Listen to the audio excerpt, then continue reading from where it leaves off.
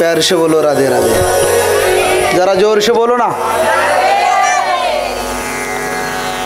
बापू मराठी में कोई बात नहीं, मराठी करना मतलब सोपी है, ये साइड से बी साइड डालना है। पहले ज़माने में कैसेट थी ना, ये साइड से बी साइड।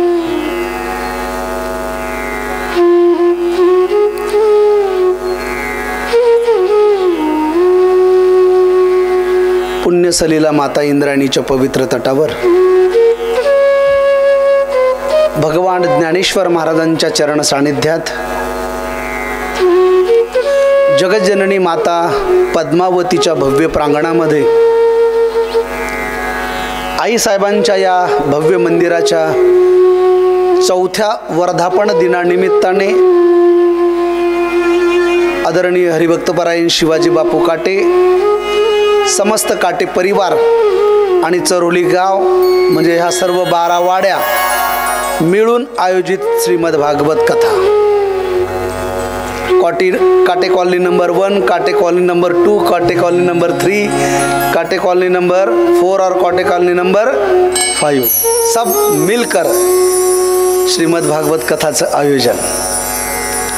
आज कथेचा पहिला दिवस आहे।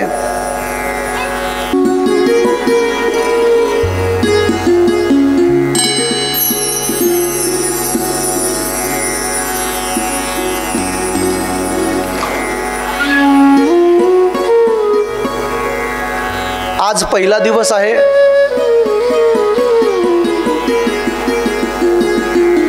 खरं तर भागवत कथा तुमच्यासाठी नवीन नाहीये।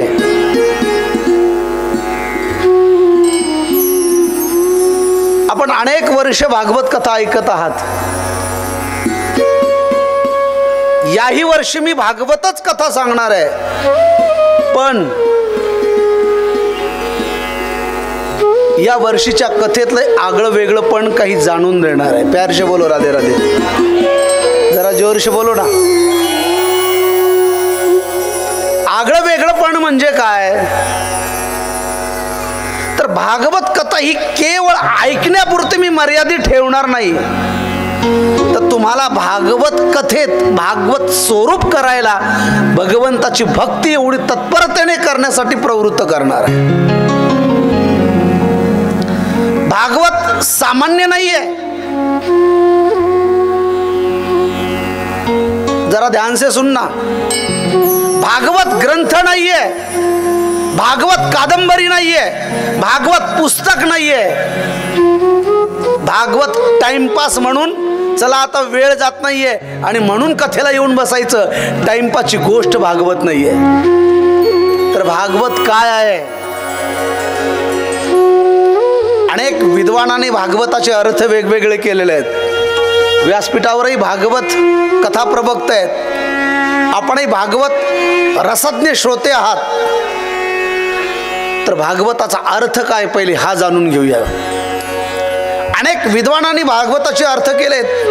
भगवता प्रोक्तम भागवतम भक्तानां वैष्णवानां परम प्रियम भागवतम। वैष्णवांचं परमप्रिय धन कोणतं असेल ते श्रीमद भागवत आहे। भक्तानाम वैष्णवानाम परमप्रिय, भक्तांचं आणि भगवंताचं परमप्रिय धन श्रीमद भागवत आहे। एवढंच नाही तर मी बोललोय ग्रंथ नाही, कादंबरी नाहीये, मग काय? तेनेय वाङ्मय मूर्ति प्रत्यक्ष वर्तते हरे। सुनिएगा, साक्षात भगवंताची वाङ्मय मूर्ती म्हणजे श्रीमद भागवत आहे। ग्रंथ नव्हे हा श्री कृष्ण गीते वेदी मन पूर्ण अनन्य होता या शरण खचित तणे जन्म मरण त्रिताप जाती चिरये शांती नाथई वदती कृष्णपदी हे भूमाता आरती करू तुझ भगवंता जय हो जय श्री भागवता आरती करू तुझ भगवंता. ग्रंथ नव्हे हा श्रीकृष्ण तेनेय वाङ्मय मूर्ती प्रत्यक्ष वर्तते हरे. श्रीमद भागवत म्हणजे साक्षात भगवंताची वाङ्मय मूर्ती आहे. पण भागवताचे अनेक अर्थ आहेत. आता तुम्ही 4 वर्ष भागवत ऐकलंय, मला भागवत शब्दाची व्याख्या सांगा. चला, भागवत म्हणजे काय? जरा आणखी सोपी करून सांगू. माझ्याकडे लक्ष द्या. भागवत शब्दामध्ये किती अक्षर आहेत बाळा? किती अक्षर आहेत रे? 3 कसे काय? 4. भा, ग, व आणि त. मग या एक अक्षराचा अर्थ किती गहन आहे जरा बघूया. भागवत शब्दात किती अक्षर आहेत? 4. पहिलं भ, दुसरं ग, तिसरं व आणि चौथं त. जरा लक्षपूर्वक ऐका. भ म्हणजे भक्ती, भ म्हणजे भक्ती, ग म्हणजे ज्ञान. पहिलं भ म्हणजे भक्ती, दुसरं ग म्हणजे ज्ञान, अर्थात त्याला मराठीत ज्ञान. पहिलं भक्ती, दुसरं ज्ञान, तिसरं अक्षर काय? व म्हणजे वैराग्य आणि चौथं त म्हणजे त्याग. जिथे श्रवण केल्यानंतर भक्ती प्रदान होते, ज्ञानाची प्राप्ती होते आणि ज्ञान आणि भक्ती, भगवंताची भक्ती आणि भगवंताचं ज्ञान झालं की ऑटोमॅटिक जगताविषयी वैराग्य निर्माण होतं आणि वैराग्य निर्माण झालं की त्यागाची भूमिका अंतःकरणात प्रविष्ट होते. प्यारशे बोलो राधे राधे. किती सोपा अर्थ आहे. भ म्हणजे भक्ती, ग म्हणजे ज्ञान, व म्हणजे वैराग्य, त म्हणजे त्याग. बाळा सांग रे, भ म्हणजे काय? ग म्हणजे, व म्हणजे वैराग्य आणि त म्हणजे बापू पुढच्या वर्षी कथा यांचीच ठेवायची. झाले कथा व्यास तयार. किती सोपी आहे भागवताची व्याख्या. जिथे श्रवण केल्यानंतर भक्ती प्रदान होते, भक्ती झाली की ज्ञान होतं आणि भगवंताचं ज्ञान 2 निदर्शन देतो. जगताचं यथार्थ स्वरूप आणि भगवंताचं यथार्थ दर्शन देण्याचं काम ज्ञान करतं. एखाद्या पदार्थाविषयी, एखाद्या वस्तूविषयी जेव्हा यथार्थ ज्ञान होतं ना, त्याचं खरं रूप आपल्याला कळतं. मग जगत कसं आहे हे ज्ञान झाल्याबरोबर वैराग्य निर्माण होतं. विरक्त क्षेत्रणम जगत ही व्याख्या निर्माण होते आणि मग त्यागाची भूमिका अंतःकरणामध्ये प्रविष्ट होते. बहुत बढिया अर्थ आहे भगवत, भागवत. यापेक्षा पुढे जाऊन सांगू का भागवताचा अर्थ? भागवत शब्दाचा अर्थ जर व्याकरणाच्या दृष्टीने पाहिला तर भागवत शब्दाचा अन्वय परिच्छेद करूया. भाग अधिक वत, भाग अधिक वत बरोबर भाग. तर भाग म्हणजे काय, वत म्हणजे काय, याची आपण व्याख्या पाहूया. प्यारशे बोलो राधे राधे. कंटाळले का जरा? एक बार जोरशे बोलो ना. बस एवढं डोक्यात ठेवायचं. भाग अधिक वत बरोबर भागवत. मी एवढं डीप मध्ये का सांगतोय बापू माहिती आहे? ऐकणारी चांगली आहेत आणि आळंदी जवळ आहे. ऐकणारी समोर जरी तुम्ही 400-500 दिसत असले ना तरी या भक्ती चॅनलच्या माध्यमातून लाखो लोक पाहत आहेत. इथे TV ऑन करून स्क्रीन लावून बघतायत. मग तिथे ऐकणारे किती विद्वान आहेत याचा अंदाज आपण काढू शकत. म्हणून भावपूर्ण भागवताचा अर्थ सांगण्याचा प्रयत्न करतो. भाग अधिक वत बरोबर भागवत. आता भाग म्हणजे काय? पश्चिम महाराष्ट्र आणि मराठवाडा बहुतांशिक इथं मिश्रित आहे. बरीच लोक इकडे राहिला आहेत. पण भाग शब्दाचा अर्थ असा होतो हिस्सा. भाग म्हणजे काय? हिस्सा. अगदी तुमच्या भाषेत सांगू का? एखाद्या वडिलाला जर 3 मुलं असतील तर वडिलाची जी प्रॉपर्टी असते तर वडिलाच्या नंतर त्या प्रॉपर्टीचे काय केले जातात? बोला. हिस्से. हिस्सा म्हणजेच भाग. हा, वडिलांची 12 एकर प्रॉपर्टी आहे, जमीन. मग 3 भावांना त्याचे किती भाग करायचे? का मुलगी आहे का त्यांना? हा, मुलगी तशी सही देणार नाही, म्हणून तुम्ही 4 सांगितलेत. अहो, पश्चात म्हणलोय मी, प्यार से बोलो राधे राधे. अरे माझ्या डोक्यातच नाही की इकडे मुलीचा हक्क असतोय म्हणून. मी विसरलो. आपलं मी 1972च्या काळातली कथा करतो. काळ बदललेला आहे. अरे 3 मुलं आहेत, किती हिस्से करायचे? भाग म्हणजे हिस्सा आणि वत म्हणजे प्राप्त करणे. वत म्हणजे प्राप्त करणे.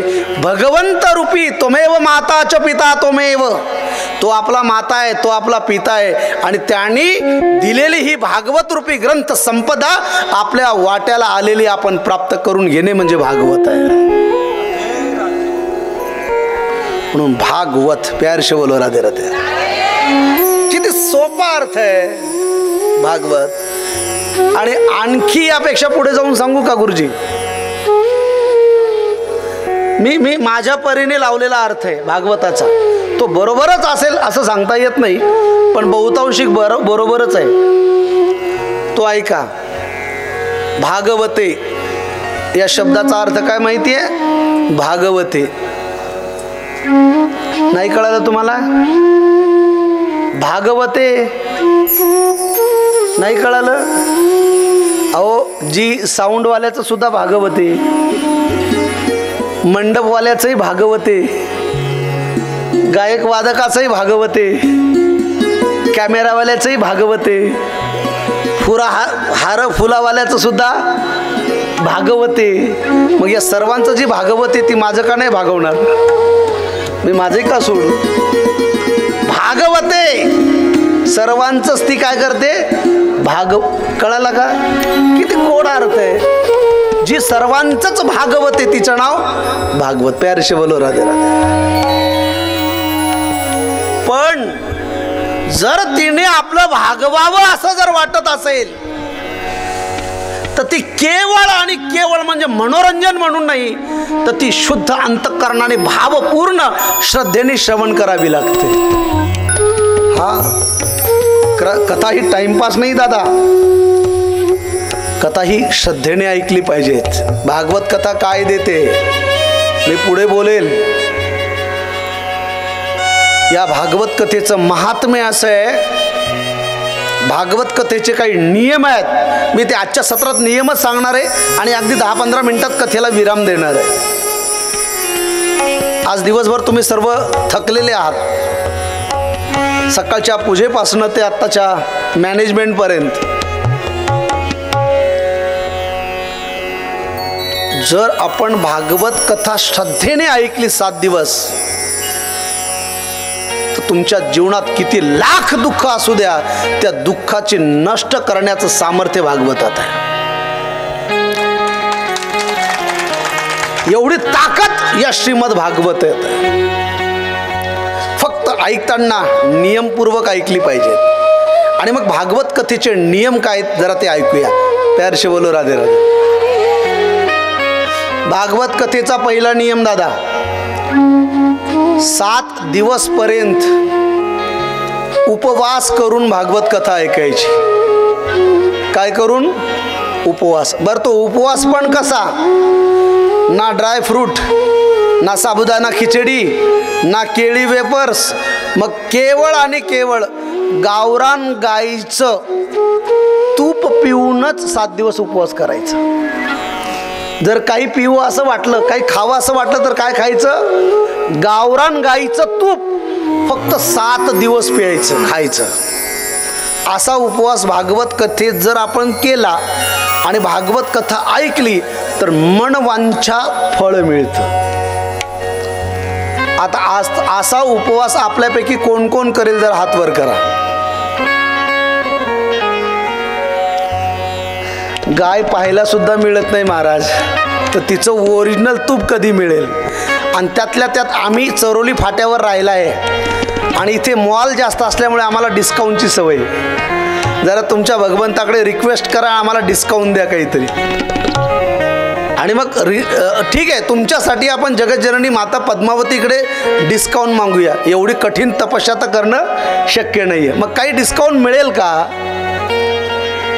हो, आपण आईसाहेबांना प्रार्थना करूया.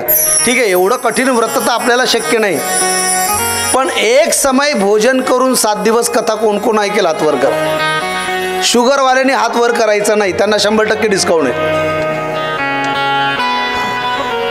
एक टाइम जेवण करायचं आणि भागवत कथा ऐकायची. बऱ्यापैकी वोटिंग झाली आहे. वा वा. बाकीच्यांनी हात वर केला नाही याचा अर्थ त्यांना आणखी डिस्काउंट पाहिजे बापू. बरं, 2 टाइम जेवण करून कोण कोण कथा ऐकेल? हात वर करा. तरी काही सज्जनांचे हात वर नाही आहेत. म्हणजे याचा अर्थ तुम्हाला आणखी अपेक्षा हवी. माझा बोलण्याचा अर्थ असा आहे, व्रत शब्दाचा अर्थ संकल्प मात्र. मनात संकल्प घेऊन बसा आणि त्या संकल्पाच्या श्रद्धेने जर आपण भागवत कथा श्रवण केली तर नक्कीच तुमचं माझं संकल्प, तुमची माझी इच्छा पूर्ण झाल्याशिवाय राहणार. भागवत कथा सामान्य नाही आहे. अरे, तुमच्या माझ्या जीवनात लाख दुःख असू द्या, अनेक दुःखाची व्यथा जर संपावा असं वाटत असेल तर फक्त भागवत कथा ऐका. लाख दुःखाची व्यथा. महाराज, दुःख आमच्या जीवनात कमी आहे का? अरे, कबीरदासजींचा एक दोहा मला आठवतो, जो देखे सो दुखिया बाबा, सुखिया कोई नहीं. राजा दुखिया, प्रजा दुखिया, दुखिया दीन वैराग. यापेक्षा पुढे जाऊन सांगू, आचार्य तुलसीदास गोस्वामी रामचरित्र मानस मध्ये सांगतायत, कोई तन दुखी, कोई मन दुखी, कोई धन बिन रहात उदास, थोड़े थोड़े सब दुखी, सुखी मेरे राम के दास. कितनी प्यारी बात कही तुलसीदास जी ने. कोई तन दुखी तो कोई मन दुखी, तो कोई धन बिन रहात उदास, थोड़े थोड़े सब दुखी, सुखी मेरे राम के दास. जरा ध्यान से सुनिएगा. दुनिया में ऐसा कोई इंसान नहीं जो हाथ ऊपर उठा के कहे कि महाराज हम 100% सुखी है ना. कई लोग मैंने मेरे आंखों से देखे, कितीतरी करोडपती लोक मी पाहिलेत. एक 2 महिन्यापूर्वी सोलापूर जिल्ह्यात कथा होती, सोलापूर जिल्ह्यात. आणि एक आमच्या यजमानांकडे जेवण होतं आमचं. जिथे कथा असतात तिथे लोकांची श्रद्धा असते की गुरुजींनी आणि त्यांच्या सर्व साथीदारांनी एक ना एक दिवस आमच्याकडे जेवणाला यावं. एका यजमानांनी आम्हाला जेवायला बोलवलं. दादा, आम्ही जेवायला बसलोय. जेवण एवढं छान केलं होतं आईसाहेब की त्याचं वर्णन मी व्यासपीठावर न करू शकत नाही. पण एवढं छान केलं होतं की 2-3 प्रकारच्या भाज्या होत्या, 2-3 प्रकारचे स्वीट होते. आणि आमचा नियम आहे, आम्ही ज्यांच्याकडे जेवण करतोय प्रमुख त्या घरातल्या एका व्यक्तीला सांगतो, तुम्हीही आमच्यासोबत बसा. मी त्या काकांना म्हटलं, बाबूजी आप भी बैठिए ना हमारे साथ. सर बसा ना आमच्यासोबत. त्यांनी आपल्या बायकोला आवाज दिला, ओ देवी मेरी भी थाली लगवा ले ना, हम महाराज जी के साथ बैठेंगे. मला आश्चर्य वाटलं. ताट 2 शिल्लक होते तरी त्यांनी आपल्या पत्नीला सांगितलं की मला एक ताट लावा. मला वाटलं श्रीमंत माणूस आहे, एखाद्या वेळेला त्याचं सोन्याचं ताट असेल. असू शकतं ना, तुमचे घरातले मालक तुम्ही आहेत. आम्ही त्यांचं ताट येईपर्यंत थांबलो, पुंडलिक वरदाहरी नाही केलं. आश्चर्य वाटेल, ताट साधंच होतं आमच्या ताटासारखंच, पण ताटातले पदार्थ भिन्न भिन्न होते. आमच्या ताटात गुलाबजाम, मोतीचूर लाडू, रबडी, साधा फुलका, मसाले पुरी, पुलाव आणि जे सेठ आमच्यासोबत बसले होते ना, घराचे मालक, त्यांच्या ताटात फक्त ज्वारीची भाकर आणि मुगाच्या डाळीचं पाणी. मी म्हटलं अहो शेठजी एक गुलाबजाम घ्या ना. बोले नाही महाराज शुगर आहे. अरे मी म्हटलं तुमच्या घरी येऊन आम्ही 4-4 लाडू खाणार, तुम्ही एक. बोले ना एक भी नहीं खा सकता. क्यों? शुगर बढ़ा हुआ है. मैंने कहा आप करते क्या हो? तो मला साखर कारखान्याचा चेअरमन. साखर कारखान्याचा चेअरमन एक गुलाबजाम खाऊ शकत नाही. तुलसीदासजी वेडे होते. कोई तणदुखी. तन मीन्स शरीर. तन शब्दाचा अर्थ शरीर.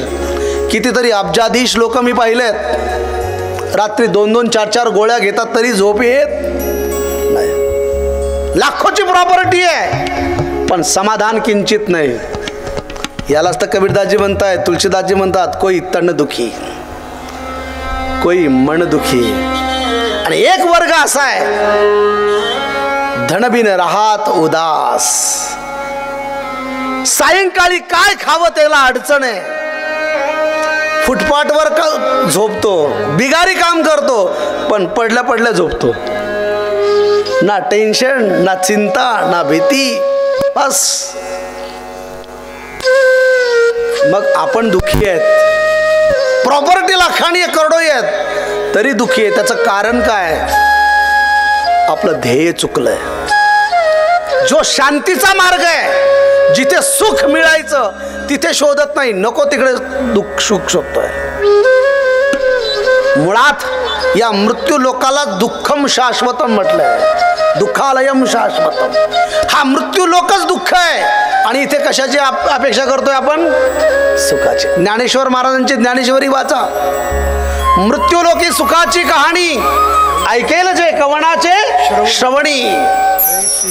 सुखनिद्रा अंथोरणी इंगळाच्या. इस्तो माहिती विस्तव. चुलीतला अंगार त्याच्यावर जर एखादा माणूस झोपला आणि तो म्हणेल मला सुखाने झोप लागली, अरे वेड्या कशी झोप लागेल? तसे या मृत्यू लोकात बंगला बांधला म्हणजे सुख नाही आहे, गाडी घेतली म्हणजे सुख नाही आहे ना. सुख शब्दाची व्याख्याच वेगळी आहे. आणि तेच सोलीव निर्विषय निष्कपट निर्द्वंद्व जर सुख अनुभवायचं असेल तर भागवत कथा ऐका. प्यार से बोलो राधे राधे.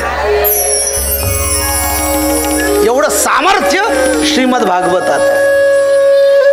आजही व्यासपीठावरून सांगेल, तुमच्या घरात कितीही अडचणी असू द्या. आता मला माहिती आहे कोणाच्या काय काय अडचणी असतात. माझ्याकडे रोज समस्याचं लेटर येतात. एखाद्याच्या घरात करोडपती आहे पण शांती नांदत नाहीये. एखाद्याच्या मुलीचं लग्न होत नाहीये. एखाद्याचा बंगला खूप मोठा आहे पण शांतीने झोप लागत नाहीये. सर्व काही आहे. काही काही लोक म्हणतात महाराज मला ₹1,00,000 पगार आहे, आमचे मिस्टरही रिटायर झाले, त्यांनाही 40,000 रुपये पेन्शन आहे, मुलगाही कमवतो, सूनही कमवते, तरी आमच्या घरात काय नाहीये? सुख नाहीये. जर लाखो रुपयाचं मंथली पेमेंट घरात येतो आणि सुख नसेल तर रिझन काय? तर 500च्या बंडलनी सुख भेटत नाहीये. सुखाचा मार्ग वेगळा आहे. आणि ते सुख कशाने मिळत असेल हे जर ऐकायचं असेल तर 7 दिवस कथा ऐका, सुखाची प्राप्ती होईल.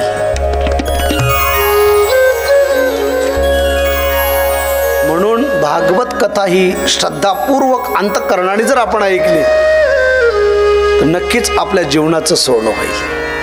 बरं, ही भागवत कथा म्हणजे मी आणि तुम्ही सांगतोय नाही, ही अनादी आहे. जसं आपण इथे कथा ऐकतोय ना, जगज्जननी माता पद्मावतीच्या प्रांगणामध्ये, इंद्रायणीच्या पवित्र तटावर, तसंच नैमिषारण्य नावाच्या पवित्र भूमीमध्ये 88,000 ऋषी सुतजींच्या मुखातनं श्रीमद भागवत कथा ऐकतायत. आणि या पवित्र नैमिषारण्य नावाच्या भूमीत जेव्हा 88,000 ऋषी, शौनकादिक ऋषी जेव्हा अपेक्षा करतायत मम कर्ण रसायनम, या कर्णेंद्रियद्वारा अंतःकरणामध्ये रसायनयुक्त अशी भगवंताची अमृतमय कथा कोण सांगेल? तेव्हा त्या शौनकादिक ऋषींच्या समोर सूतजी महाराजांनी भागवत कथा सांगितली. कारण सुतजींनी सांगितली तेव्हाचा नियम असा आहे, जेव्हा सुतजी शौनकादिक ऋषींच्या समोर आले तेव्हा सुतजींनी शौनकादिक ऋषींना पाहिलं. अरे वा, जपी तपी संन्यासी बैरागी महान महान सिद्ध महापुरुष इथे आहेत. आणि 16 वर्षीय सुखदेवजी सुतजींचं जेव्हा आगमन झालं ना तेव्हा 88,000 ऋषीने उभं राहून त्यांचं स्वागत केलं. सुतजीने प्रश्न विचारला, महाराज अहो तुम्ही तर सिद्ध महापुरुष आहात, मग स्वागत का?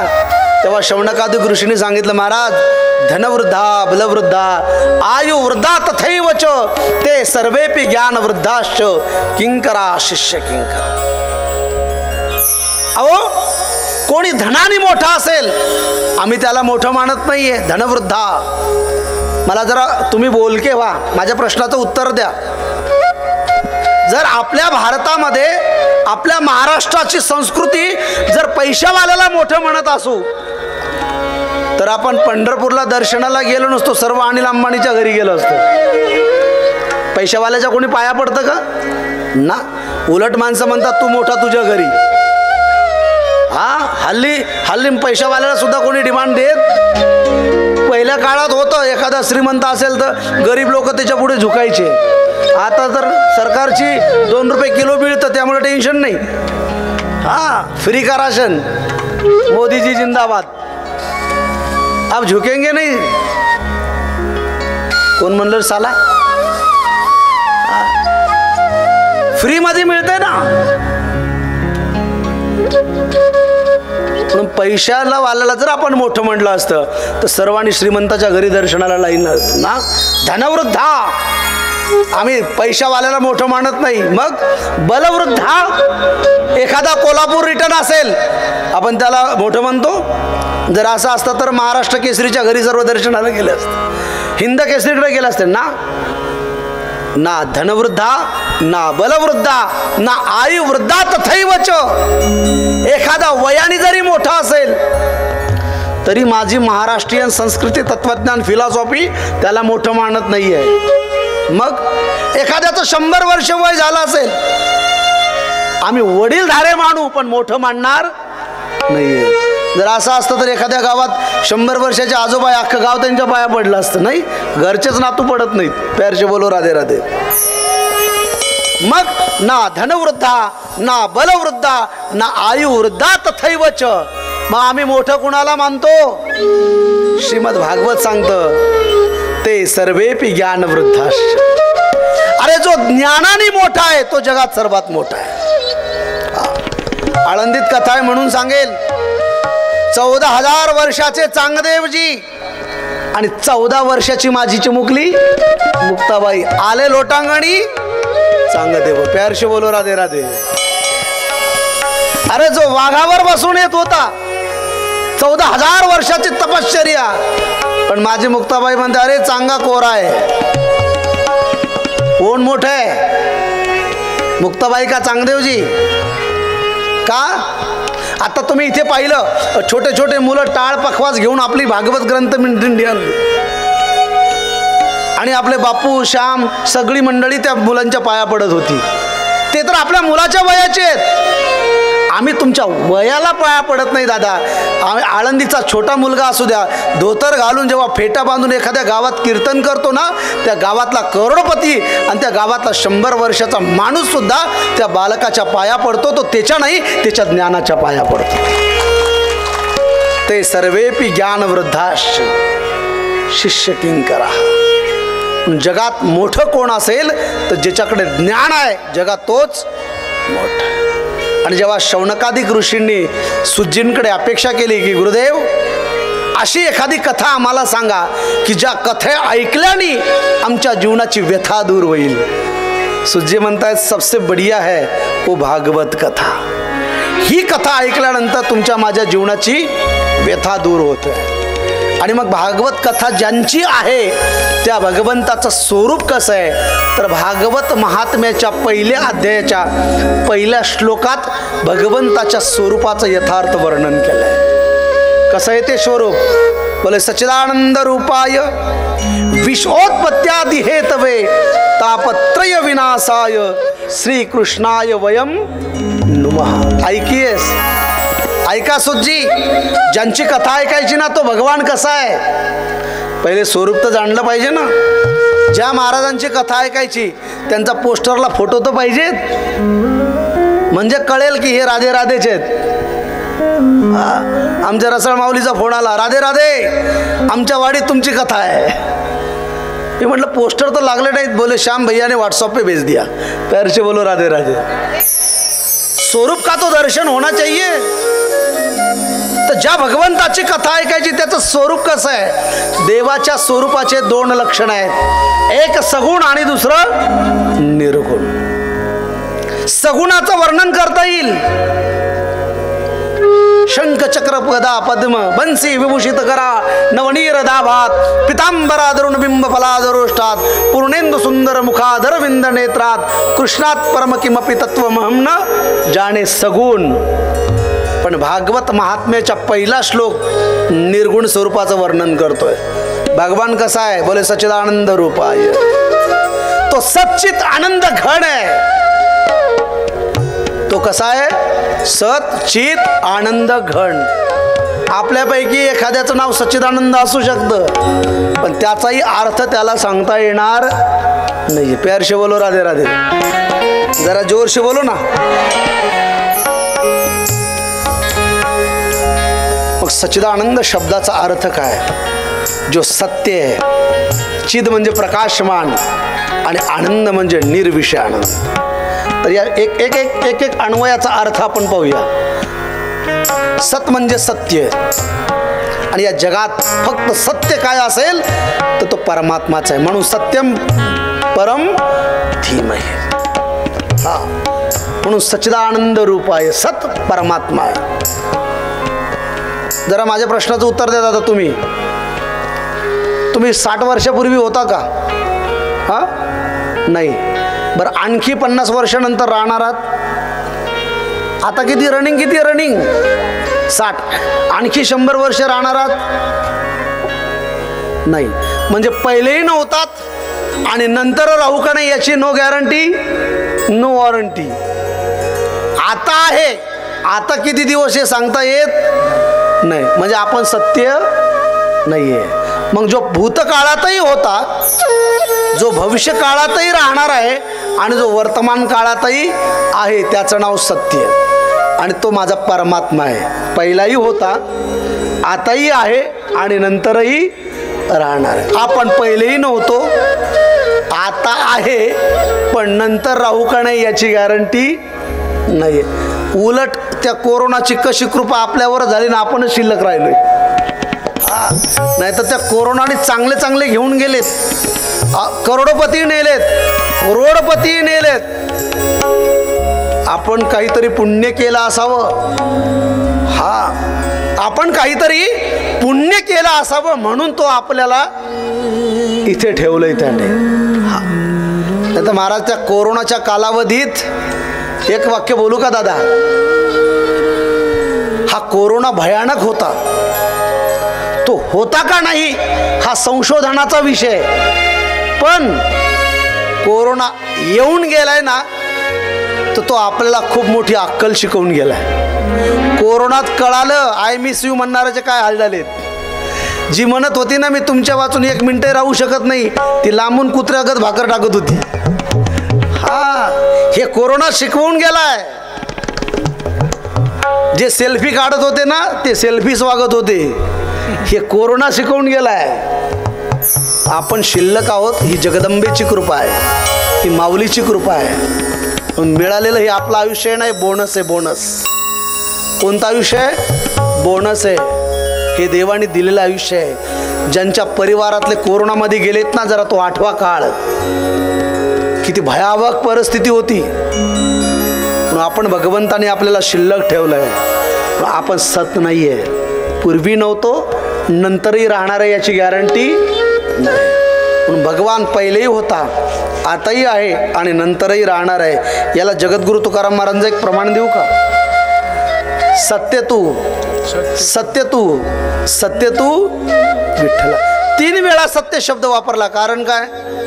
पहिला सत्य भूतकाळ होता, दुसरा सत्य वर्तमान आहे आणि तिसरा सत्य भविष्य राहणार आहे. भूत भविष्य वर्तमान काळात ज्याचं अस्तित्व आहे तो सत्य तू विठ्ठला. म्हणून सच्चिदानंद रूप आहे. सत्य ज्ञानानंत गगनाचे क्या बात है. प्रावरण. सत्य ज्ञानानंत गगनाचे प्रावरण.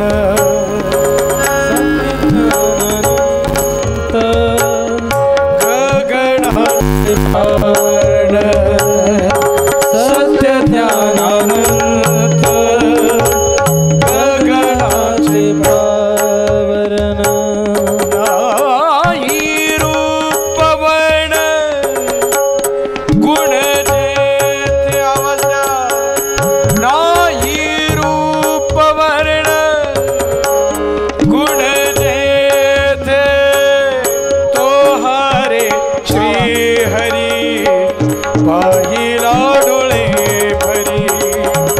तो हरे श्री हरी पाहिला डोळे भरी. तो हरे श्री हरी पाहिला डोळे भरी. तो हरे श्री हरी पाहिला डोळे. सत्य ज्ञानाचे पण परमात्मा सच्चिदानंद रूप आहे. त्याचं स्वरूप कसं आहे? सच्चिदानंद स्वरूप. महाराज भागवत अथांग महासागर आहे. जर सच्चिदानंदवरच आपण अडकलोय ना तर 10 इथेच वाजून जातील. पण तरी एक वाक्य पुढे जाऊन सांगतो. तो सत म्हणजे सत्य, चिद म्हणजे प्रकाशमान आहे. या जगात फक्त स्वयंप्रकाशित परमात्मा आहे. तुम्ही आम्ही परप्रकाशित आहोत. जरा माझ्या प्रश्नाचं उत्तर द्या. अंधारात जर तुमची एखादी वस्तू हरवली तर तुम्ही शोधण्याचा कशाचा सहारा घेताय? हा, टॉर्च, बॅटरी, आकाशकंदील, बरोबर. एखादी वस्तू हरवली तर शोधायला बॅटरीचा सहारा घेताय. माझ्या प्रश्नाचं उत्तर द्या. जर सूर्यनारायणाची एखादी वस्तू हरवली तर ते कोणत्या कंपनीची बॅटरी वापरत असतील बापू? सूर्य एखादी वस्तू शोधत असेल तर कोणत्या कंपनीची सांगाल ना? का तर तो स्वयंप्रकाशित आहे आणि आपण परप्रकाशित आहोत. परप्रकाशित, स्वयंप्रकाशित. आणि यापेक्षा तिसरी स्टेप सांगतो. सूर्य जरी स्वयंप्रकाशित असेल ना, तो जरी स्वयंप्रकाशित म्हणत असेल ना, तरी भगवंताच्या सत्तेशिवाय तो उगवत सुद्धा नाही. त्याचे बोलू राहते. तुझी या सत्तेने वेदाशी बोलणे, सूर्याशी चालणे तुझी या बळे. ऐसा तू समर्थ ब्रह्मांडाचा धणी. अरे सूर्याला सुद्धा त्यांनी टायमिंग टाकून दिलाय. तुला सकाळी एवढ्या वाजता उगवायचंच म्हणून सूर्य भगवंताचा ऐकतो. कधी कधी सूर्य असा म्हणाला का हो आज संडे मला सुट्टी द्या. कधी कधी सूर्य म्हणाला का 9चं ऑफिस आहे 10ला जाऊया. आपले गव्हर्नमेंटचे सर्व्हर बघा, 9चं ऑफिस असेल तर बँकेत 10 वाजता जातात आणि बँकेतले कारभार 11ला चालू होतं आणि लगेच 1ला तर लंच. कधी सूर्य म्हणला का आज मी खूप थकलोय थोडा लेट उगवेल ना. म्हणून चिद म्हणजे प्रकाशमान. आणि आनंद शब्दाची व्याख्या फार गोड आहे. आनंद, आनंद म्हणजे काय? तर तुम्ही बाहेर वस्तू जे शोधताय ना दादा, तुम्ही जो बाहेर वस्तू शोधताय ना तो आनंद नाहीये, तो सुखाभास आहे. शब्दाची खेळ बघा. निर्विषय आनंद वेगळा आणि सुखाभास वेगळा. आम्हाला वाटलं की एसी गाडीत बसलं की आम्हाला आनंद मिळेल ना. आपण एसी गाडीत बसलो, आहा क्या बात आहे, गरमी बहुत आहे, खूप मजा आली, थंड वाटलं. पण जिथे स्टेशन आपलं आलं कंडक्टर बेल वाजवतो उतरा खाली, तिकीट संपलं, पुन्हा ऊन लागलं, अरे राम राम, खूप त्रास होत आहे. म्हणजे सुखाभास आहे. आनंद हा बाह्य वस्तू शोधायची गरज नाहीये. आनंद हा अंतःकरणामध्ये येतो, अंदर की बात आहे. आनंद आतमध्ये शोधायचा, बाहेर नाही. आपलं उलट आहे, आनंद बाहेर शोधतोय आणि आतला आनंद. म्हणून एक वाक्य बोलू का? कल की आनंद की खोज में आज का दिन दुखी मत करो. कल के आनंद के खोज में आज का दिन दुखी मत करो. हर क्षण, हर पल, हर घड़ी आनंद में मस्त रहो. आनंद ही जीवन का सार है. प्यार से बोलो राधे राधे. हा, माणसाने 24 तास आनंदात राहिलं पाहिजे, नाहीतर आपलं दुर्दैव. कॅमेरावाल्याला सांगावं लागतं स्माइल प्लीज. म्हणजे फोटो काढणारा आपल्याला हसवतो, याच्यापेक्षा दुर्दैव काय? अरे आपल्याकडं पाहिल्यानंतर समोरचा ऑटोमॅटिक जळायला पाहिजेत. अरे आम्ही तर, आमच्याकडे तर एवढं काही आहे आणि याच्याकडं काहीच नाही, तरी हा हसत राहतो. पण सदैव स्माइल पाहिजे चेहऱ्यावर. बघा तुम्ही, किती माणूस गरीब असू द्या किंवा किती श्रीमंत असू द्या, त्याच्या अंगावर दागिने असो किंवा नसो, फक्त तो जर हसला ना तर किती गोड दिसतो. आणि ही जी खटोटोप चालली ना आपली, कशासाठी दादा?